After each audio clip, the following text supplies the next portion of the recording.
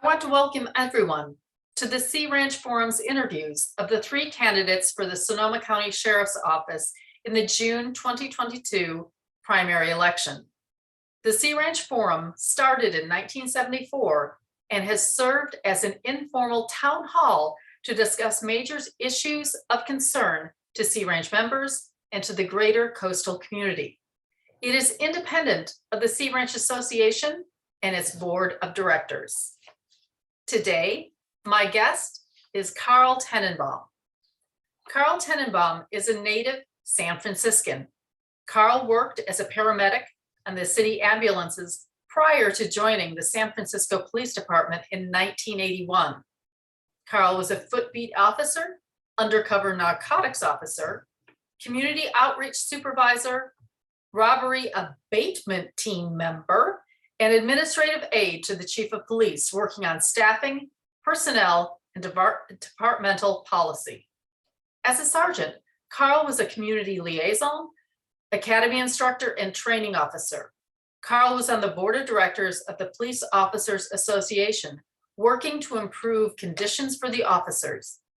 Carl volunteers with the Law Enforcement Action Partnership, addressing groups nationwide about police reform, mental health, substance abuse, and quality of life issues.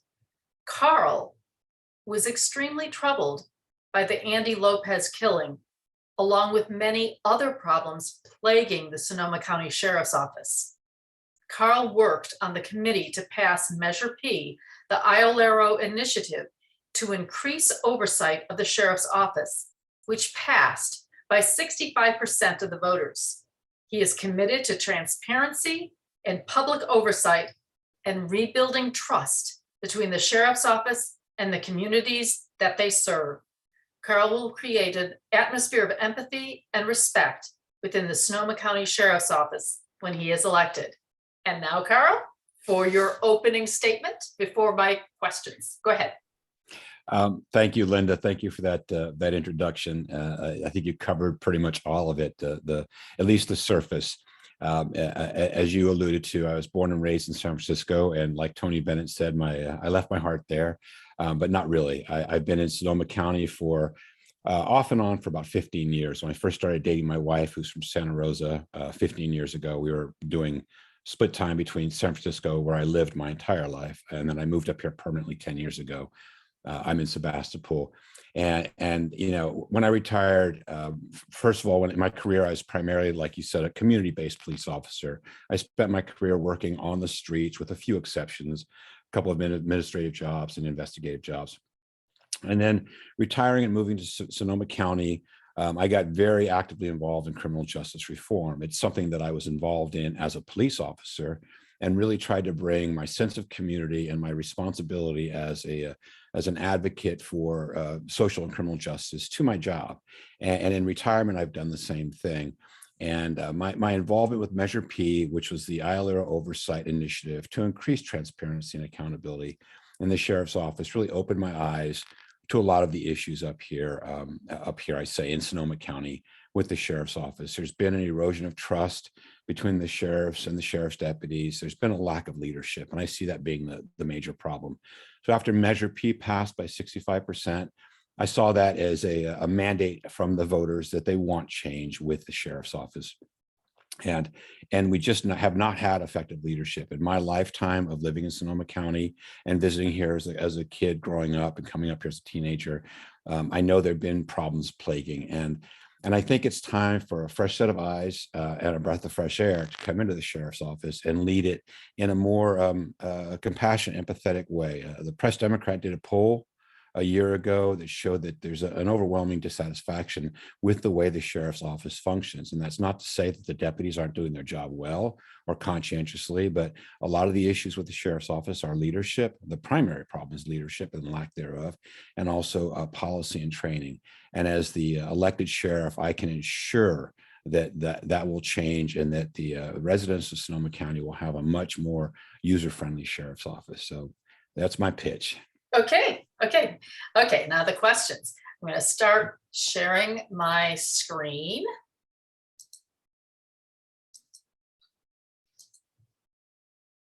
Okay, and let's go for, start. Can you see my screen? I can now. Okay, good. Oh, Glasses on. okay. So, are you familiar with Zone 1? Yes, I am. Okay. And so the Sea Ranch is in Zone 1, and there are 3 coastal deputies, one in Sea Ranch, one in Timber Cove, and one in Bodega Bay.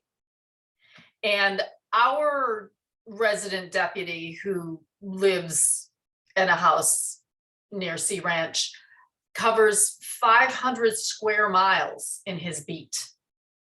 And his only partner is a canine. So just given that, it's like, so with your San Francisco police background, Sonoma County is more geographically spread out. What would you consider to be a good response time for a rural district? And what length of time would be unacceptable? I think, a good response time is anything that's reasonable to the degree of the crime or the call for help. If it's an active crime in progress, obviously you would want the most immediate response you could get. If you have a resident deputy up there and it's 500 square miles is a lot of real estate. Yeah.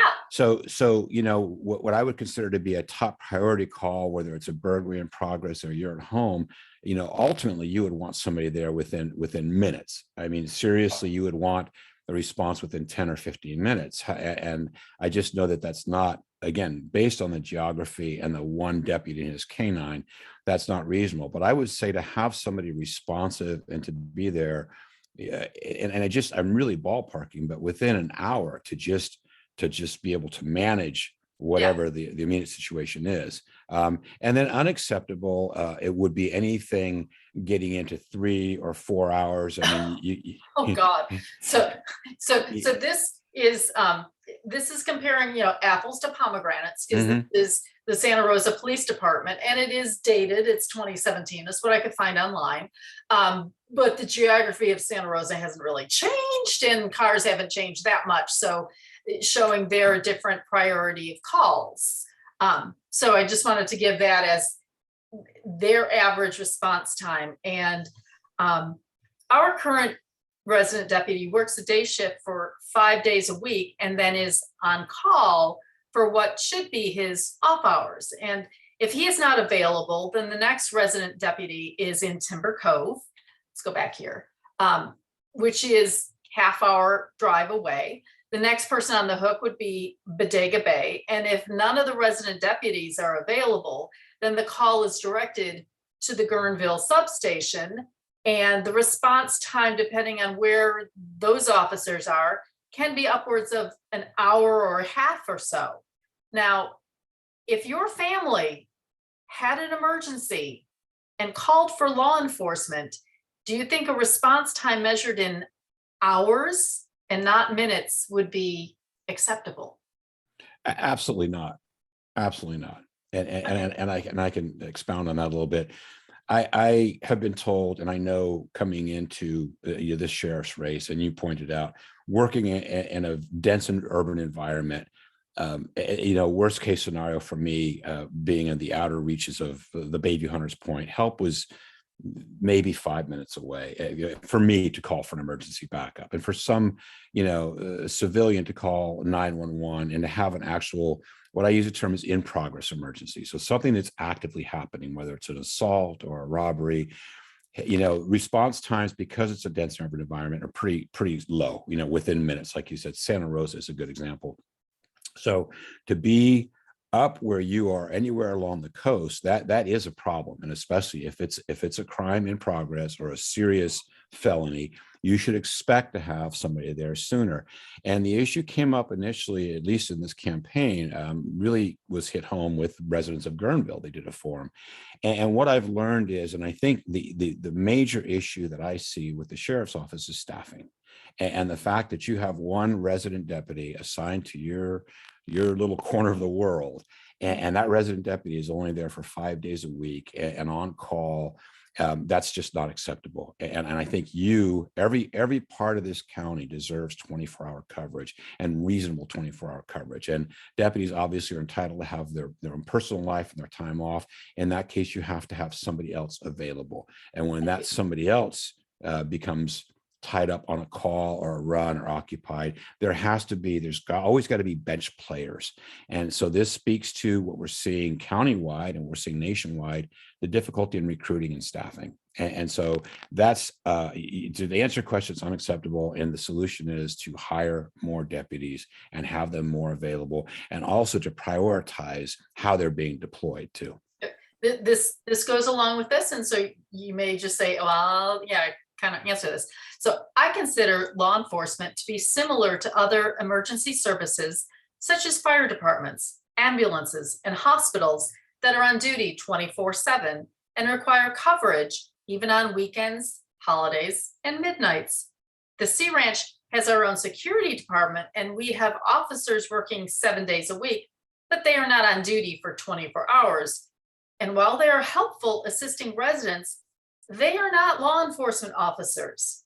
A few months ago, when all 3 coastal deputies were away from their posts for training in Santa Rosa, there were not replacement deputies on duty in the coastal zone ready to respond to emergencies. So one of our security officers responded to a domestic violence call, which is beyond their scope of duty. Why should coastal residents not deserve to have consistent, reliable law enforcement coverage at all times, as residents in the 101 corridor expect? And the answer is they shouldn't. There's no reason why they shouldn't expect to have 24-hour coverage. You made a very good point in explaining the scenario to me.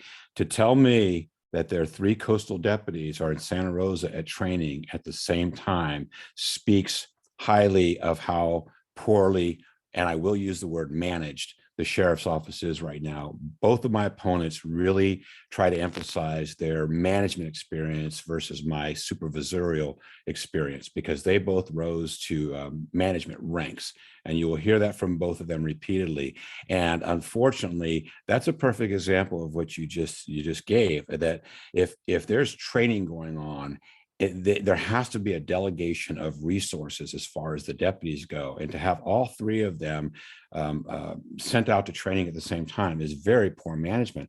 The same thing holds true of, you mentioned that the resident deputy up there has a canine. I have no doubt that canine is probably trained to sniff for narcotics.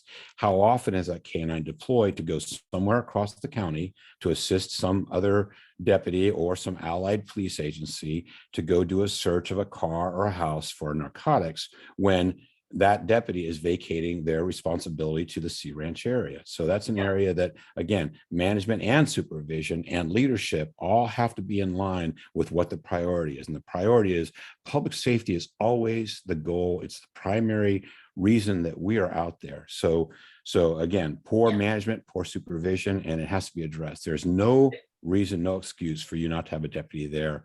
Good. So the next question, I think you kind of answered, and I said, will you commit to having a resident deputy in our district 7 days a week?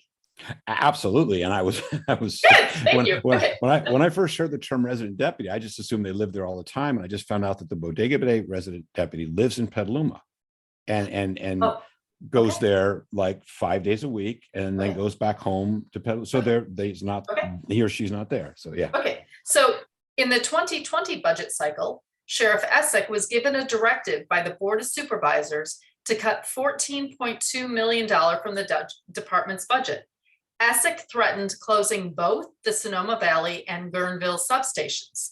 Now tell me how the closure of the Guerneville substation would impact response times to the coast if we do not have a resident deputy in our district 7 days a week. I think the answer is pretty self-evident that it will horribly negatively impact the response time to the coast. And again, that speaks to the poor leadership that we have currently in the sheriff's office to go public. I watch very closely. One of the reasons I'm running for sheriff is watching the current sheriff embrace and engage in fear tactics like that. When it comes to cutting the budget, there are other places to take it from that don't involve reducing your public safety staffing on the street or level. Thank you. So next one related to that. Will you commit to supporting the Guerneville substation and not threaten its continued existence should there be future budgetary shortfalls? Absolutely, 100%. Good. Okay. Following that, in that same budget cycle, Sheriff Essick also proposed cutting the helicopter known as Henry 1, recently purchased by the county in 2018 for $5.5 million.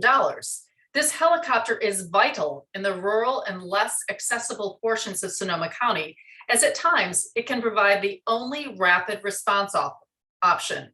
It can be a lifesaver if someone loses control of their vehicle on Highway 1. The Press Democrat attributed Essick with saying, quote, "Although the helicopter is great, it's a force multiplier. It's also very expensive, and it's a luxury most law enforcement agencies do not have, particularly law enforcement agencies our size," unquote. Henry 1 is needed for both rescue and firefighting, which is increasingly necessary due to climate change and recent out-of-control wildfires in many different parts of our county. Will you commit your permanent support for Henry 1? Absolutely. Yes, I will. And this again goes back to the current sheriff engaging in fear mongering and to threaten to have the public do the sheriff's bidding when it comes to budget cuts is not a tactic that I approve in. So yes, I will. Thank you. Okay. Now, have you seen the documentary film 3 Seconds in October? Yes. Can you tell me your reaction to the film? I am appalled at the whole situation with the Andy Lopez murder. I moved to Sonoma County permanently 2 months before Andy was killed. I followed that case closely. I'm more familiar with it than I would like to be, and it was a horrible situation that should never have occurred.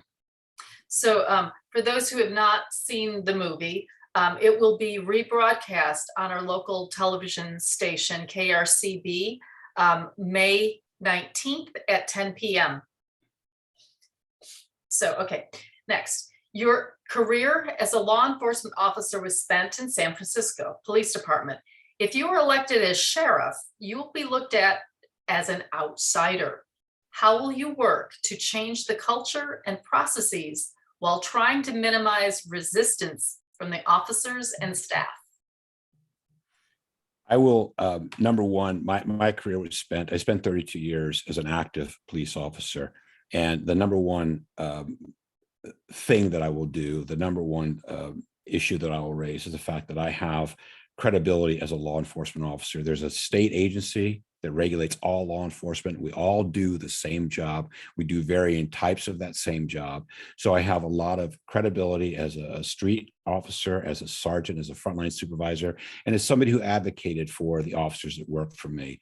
So to come in as an outsider, we use a term in my campaign. It's called hearts and minds. And we're going to win them with hearts and minds. And it's really convincing the deputies and the command staff that what I'm going to do as a sheriff is make the organization better by instilling a stronger sense of community, by treating the public with more respect and dignity, and remembering why we're there. Again, it's for public safety and public service. And so to just let people know by meeting me and working with me and for me that everybody benefits, the community including the deputies. Okay.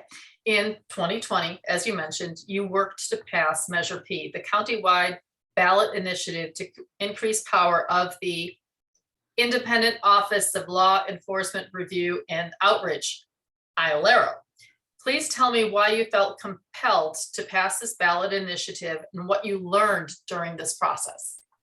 I felt compelled to pass Measure P, number one, based on going back to the Andy Lopez murder, but then learning what I did about the sheriff's office, the history up here, going back to as recently as 2000, when the United States Civil Rights Commission issued a report about the unusually high amount of injuries and deaths that were occurring in Sonoma County by law enforcement. My entire career in San Francisco was spent under civilian oversight. There was an independent oversight agency that was there for my entire career. And like most line officers, we resisted it at first. We thought that it was too intrusive. We had a misperception about what they were doing. And then over time, we recognized that the ultimate goal was to make the organization better, more accountable to the public that we serve, and also to be a more professional organization. So having had that experience, having worked as a union agent and representative to create a better working condition with that organization, working on Measure P was something that was near and dear to my heart. And I try to emphasize, and this goes back to your last question about, gaining credibility with the deputies and with the sheriff's office, is to really emphasize that, oversight, transparency, accountability is not designed to get people in trouble. It's not designed as, some sort of a headhunting mission. It's designed to find where the flaws are within the system. A lot of the issues that we have in Sonoma County Sheriff's Office in law enforcement, it's policy and it's training. Now, there are some deputies that probably shouldn't be doing the job and have a predisposition to not behaving correctly. But overall, it's just to improve the organization. If any business wants to be better, the sheriff's office should want to be better. And ILARO is just to ensure that there's an outside set of eyes watching what we do and is more responsive to the public that we serve. Good, thank you. And I'm glad you know about the U.S. Commission on Human Rights that came in. So yeah. In the ILARO forum, you were asked about the canine program by the Sonoma County Sheriff's Office and 2 pending lawsuits against the county due to abusive conduct by the deputies using the canines. Your response included discussion about abusive behavior of setting dogs on people, both recently and historically. You also mentioned benefits of using canines to search for missing people and for drugs, but I didn't know if you were aware of the use of canines by deputies in the coastal regions. This is practice because otherwise those deputies are solo. They do not have partners nor timely backup. Now, I recognize there can be abuse by deputies with canines, but what would you suggest for our rural deputies if they did not have canines as their partners? And are you willing to commit to changing staffing for coastal deputies to have human partners if you were to decide to disband this program? Yeah, so working backwards on your question, I would absolutely, getting back to staffing, it's incumbent upon the sheriff's office to ensure that you have staffing. I just find it unreasonable that you don't have staffing, in the rural areas, and that's countywide. So number one, yes, increasing the staffing. My stance on the canines is interesting because I'm a fanatical dog lover. I've got one sleeping on the bed behind me now. Yeah. We got 2 more inside the house. And as a police officer, I always respected and admired the officers that were canine handlers. I really respected the dogs and what they were used for. The issue, and primarily not specific to the dogs, it's the use of force and how we utilize force. And that goes across all spectrums. It's even using tasers. It's when we utilize force and the level of force that we use. So I don't have a problem inherently with canines being utilized, like I said, for searches. And, even the rules with use of force, if a deputy was really in a life or death situation and that dog was their lifeline, then I really support the use. Yeah. However, again, getting to the meat of the question, staffing, getting more human deputies out there, and then also restricting the use of the canines to just attack people sort of arbitrarily. Yeah, okay. So in the ILARO forum, you brought up the topic of hate crimes. And I want to thank you for mentioning the different protected categories for hate crimes, including gender-based hate crimes. Anti-female hate crimes are generally not even mentioned, even in forums discussing hate crimes. Petaluma native Wayne Adam Ford was convicted of being a serial murderer of women. He walked into the Humboldt County Sheriff's Department in 1998, asked to be arrested before he killed again, and then pulled out a severed woman's breast from his pocket. He was convicted of murder, but never charged for committing hate crimes against women. Women live in fear of being raped and murdered for no other reason than they were born female. I consider gang rapes, serial rapes, and serial murders of girls and women to be manifestations of misogynistic violence and should be recognized as anti-female, gender-based hate crimes. Will you commit to having your deputies record those crimes as anti-female, gender-based hate crimes and include this in your regular training for officers? Absolutely. Yes. The list of protected classes, as has been enumerated by the United States Supreme Court, I believe number 2 or 3 is gender. And I think that all crimes that follow a specific pattern where there's a specific group is targeted has to be documented. I think there's an underreporting in Sonoma County, and I think nationwide we fail to consider all those factors. So absolutely, yes. Yeah, there have been many crimes where women have been targeted, and to me, it's clear they were hate crimes, such as the murders in Yosemite by Carrie Stainer, Yeah. and they were not recognized as gender-based hate crimes, and he specifically targeted women for his violence. Right. And in the state of California, it was on the hate crime statute at the time, but it wasn't on the federal at that time. It is now, but it still is not recognized Right. at the level. And I want that to be recognized. So, okay, we've gone through this very quickly. Yay. So my last question to you is, oh, I'm sorry. I meant to go here to a beautiful image after the Henry. Okay. Last question. If you are elected sheriff, will you commit to returning to the Sea Ranch Forum for an in-person meeting with our coastal community? Yes, I will. Okay. Absolutely. I would welcome it. And I got to tell you, the tough part is there's not enough of me to go around, because every community that I speak to and everywhere I go, I just feel welcomed and embraced. And I look forward to reconnecting once I am elected. So absolutely would. And I will come in person. Trust me. Good. Yeah. Okay. So, and now, see, I told you I was going to give you a nice big thing with your website in the end, so you can wrap up and give your ending pitch. Well, thank you, Linda. And I can't thank you enough for this, although I am disappointed I'm not up there with the beautiful background that you're looking at. It's raining right now really hard. So it's heading my way. We're getting the winds and the clouds are coming in. Okay. So my closing pitch is simply this, that Sonoma County deserves to be. Sonoma County is arguably one of the best places in the world to live. I chose it as my second home after growing up in a beautiful city, right down the road. And Sonoma County has so much to offer in the way of tourism and agriculture and spectacular geography, whether it's the Pacific Ocean or the redwoods or the wine country. And as a person who's really steeped in law enforcement and also steeped in social justice and criminal justice issues, I am the only candidate who really is truly an outsider who will sort of change the dynamic of the sheriff's office. We currently have 2 other people running. They're both insiders. They're both beholden to the Deputy Sheriff's Association. And in one form or another, it would be business as usual. And why I won't knock them for their law enforcement careers, I will just tell you that I've always had a very different view on my job as an ambassador, my job as a public servant.